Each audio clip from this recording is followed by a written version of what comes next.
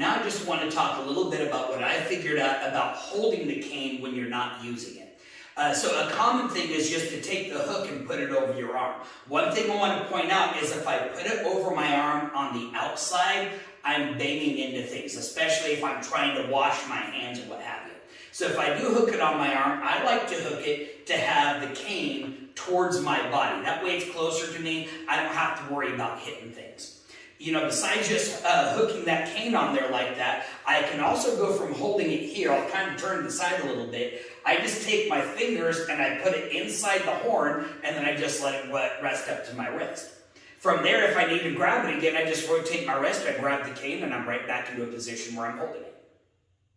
From there, what if you don't want to hold it at all? You're in the bathroom. So a good thing is if you've got a door handle.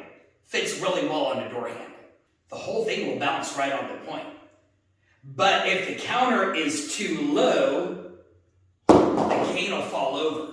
So what you might end up having to do is leaning the cane sideways up against the wall or the counter that way instead of trying to use the hook. Now, what if you're sitting down and you don't need the cane anymore? Now, you'll see lots of people with canes, when they're sitting down, they'll hold it just like this, especially if they're on a bench that doesn't have a backrest. This gives me a way to put some of my body weight right here and take some of the weight off of my lumbar and off of my abdomen. Now, if you're sitting down in a booth at a restaurant, one thing you don't want to do is have the cane on the outside of you. For one thing, somebody could just come up and grab it. But then also your wait staff is going to be kicking it, maybe knocking it over while they're trying to serve you. So as opposed to the outside, I might take it inside my body and I just take the hook and cup it underneath my armpit. Then I can even take my foot and rest it up in front of me, and now my cane becomes a footrest.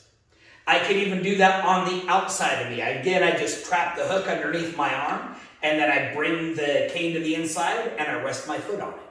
Kind of gives some elevation, especially if it's an ankle or your foot that's injured.